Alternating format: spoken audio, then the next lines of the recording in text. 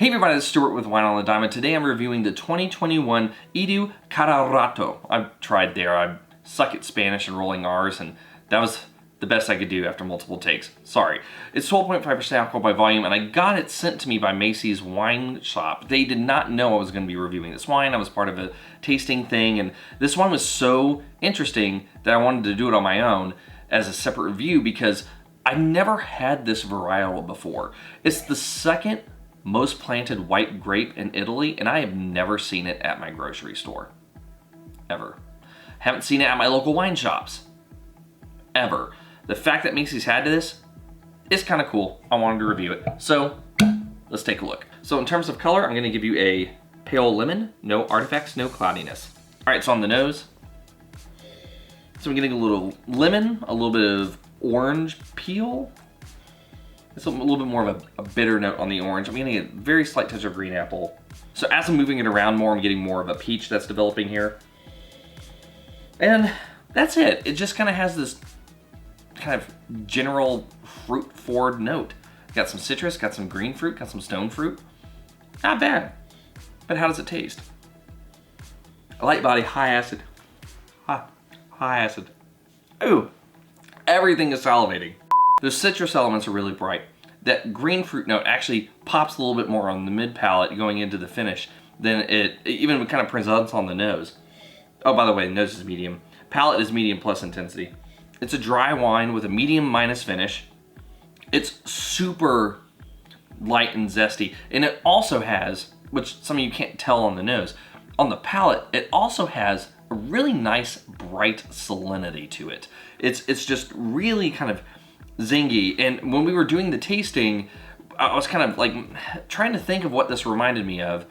And Ferdy, the somm who was doing our tasting, was talking about how it pairs really well with like vegetables and seafood, things of that nature. And the first thing I thought was, oh, this is like the Albarino of Italy. And this is, once I thought about that, this totally clicked. This really is like the Italian version of Albarino. It has very similar characteristics. It still has that salinity, and like vegetables and seafood, perfect pairing for this wine. I mean, you're not gonna go wrong with it. So anyway, how does it rate? We don't know until we get to the blick. So from a balance standpoint, full point.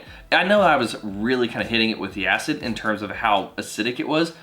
After you get past the first few sips, the acid kind of melts on the palate. And also, most Italian wines are meant to be enjoyed with food. So if you're having it with something like seafood, that acidity is actually going to be cut by the food as well, so it's not going to be as intense on the palate. And having high acid food helps, especially if you're going to be pairing it with something that is kind of briny and is also potentially higher in fat. It'll help cut that fat on your palate. So with that being said, full point.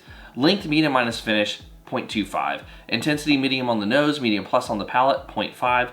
And in terms of complexity, I'm getting a pretty good range of primary elements. So, not knowing a lot about this grape, I'm gonna kind of try to treat it like I would an Albarino, as a matter of fact. So, looking at it from that perspective, I'm gonna give you half a point. You do have a decent range of primary fruits. I don't necessarily expect really any secondary characteristics. I don't expect tertiary in 2021. The thing that I could like to see is a little bit more enhancement of those green flavors, maybe a little bit of tropicality, things of that nature to broaden the primary, and that would give you a full point there. But with what you do have some decent range. You're hitting 3 of the fruit categories, so I'll give you half a point. So in the end, this comes out to be a solidly good wine.